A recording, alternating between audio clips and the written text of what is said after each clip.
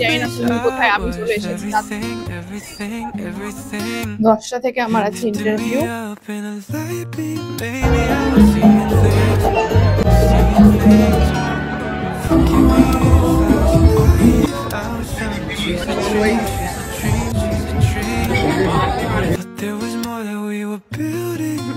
তো আমাদের এখন কোরিয়া টাউন ঘোরা হয়ে গেছে।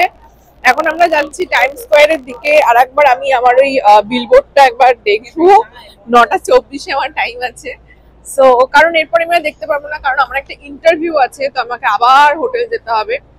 তো সেই জন্য, কারণ 10টা থেকে ইন্টারভিউ, 10টা থেকে অলমোস্ট 11টা অবধি হবে। তারপরে হয়তো 11:24 আবার একবার দেখাবে, দ্যাটস ইট। মানে ডান, মানে সারাটা দিনে 24 বার দেখানো কমপ্লিট হয়ে যাবে।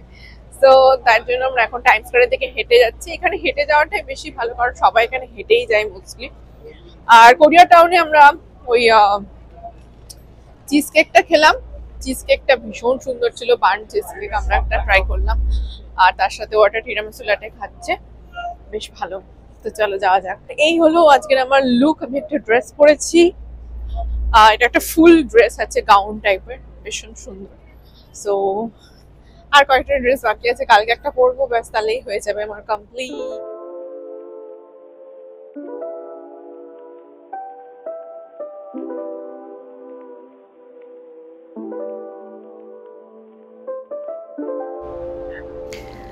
তো এটা হলো জুইস পিৎজা। এটা নিউ ইয়র্কের একটা খুবই পপুলার দোকান। মানে তোমরা দেখতেই পাচ্ছ এখানে পিৎজা কেনার কত লম্বা লাইন পড়েছে। একবার দেখো লাইনটা যে কোথায় শেষ হয়েছে আমি নিজেও বুঝতে পারছিলাম না। তো আমরা এখন তাড়াহুড়ো করে যাচ্ছি টাইম স্কোয়ারের দিকে, কারণ আমাদের 9:24 আমি লাস্ট বিলবোর্ডে আমার বার্থডে উইশটা দেখতে পাবো।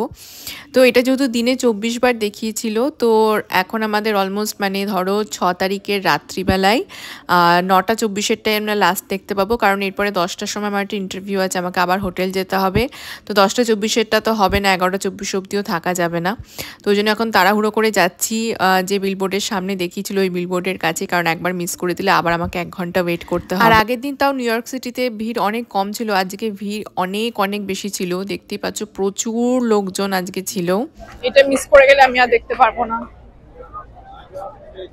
আমি জানি না তুমি কোথায়, আমি চলে এসেছি তাড়াতাড়ি। আজকে মনে হচ্ছে একটু টাইম স্কোয়ারে বেশি ভিড়।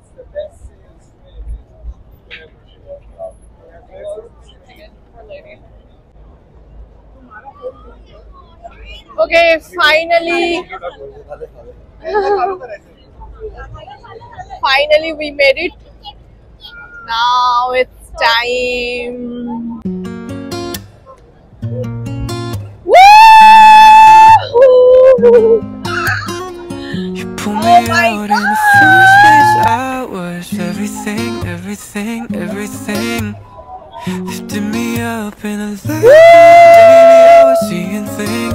তো যাই হোক লাস্টবারের মতো বার্থডে উইশটা দেখে নিলাম। তারপরে চলে গেলাম আমরা একটু হার্ড রক ক্যাফেতে। হার্ড রক ক্যাফেতে আমার যেহেতু সময় ছিল না মানে বসার মতো, কারণ আমাকে একদম তাড়াহুড়ো করে এখন যেতে হবে হোটেল। তো টুইন জাস্ট বললো যে একবার অ্যাটলিস্ট দেখে নে হার্ড রক ক্যাফেটা, কারণ এটা হচ্ছে সবচেয়ে পুরনো হার্ড রক ক্যাফে, যেটা আমাদের কলকাতাতেও আছে। এটা নিউ ইয়র্কের সবচেয়ে পুরনো হার্ড রক ক্যাফে। তো অনেক তাড়াতাড়ি করে হেঁটে এখন আমি ফাইনালি চলে এসেছি হোটেলে।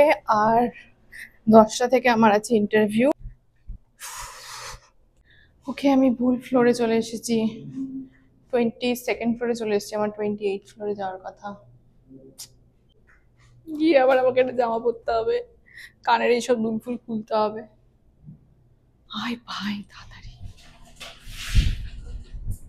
28, আমি আমাদের রুম খুঁজে পাচ্ছিলাম না এতক্ষণ ধরে।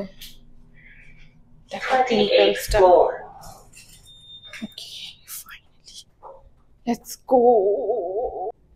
ক্যামেরাটা সবসময় এরকম ঝাপসা হয়ে যায় কেন? 32 এদিকে। চলো চলো চলো তাড়াতাড়ি। দেখো ইন্টারভিউটা তো আমি দেখাতে পারবো না, but we have to make it. তো চলো আবার বেরোনো যাক। ইন্টারভিউ তো হলো না, কিছু কানেকশন ইস্যুর জন্য ইন্টারভিউটা কমপ্লিট হয়নি। বাবা এখন ঠান্ডা লাগছে লিটারেলি। এখন বাজছে 10:30 মতো। আর এখন আমি যাচ্ছি এখানে একটা পাবে, যেখানে তুহিন অপেক্ষা করছে আমার জন্য। প্রচন্ড ঠান্ডা লাগছে কারণ এখানে বৃষ্টি পড়েছে, সো ওই জন্য এখন একদম ঠান্ডা ঠান্ডা ওয়েদার। আমি লিটারালি কাঁপছি এখন। আর এখন আমি একা একা যাচ্ছি ওখানে হোটেল থেকে বেরিয়ে।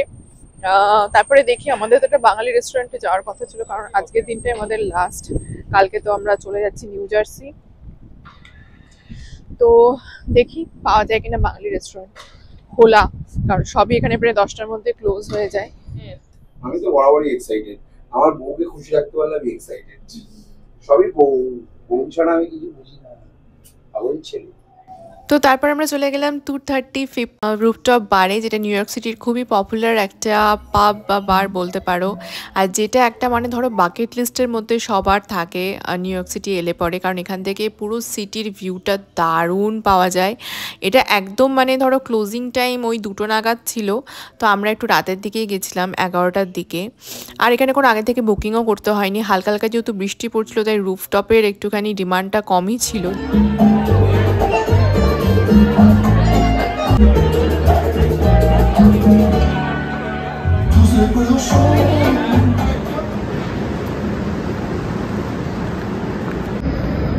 এখন বাজছে রাত্রি 2টো আর এখন আমরা হোটেলে ফিরছি ফাইনালি।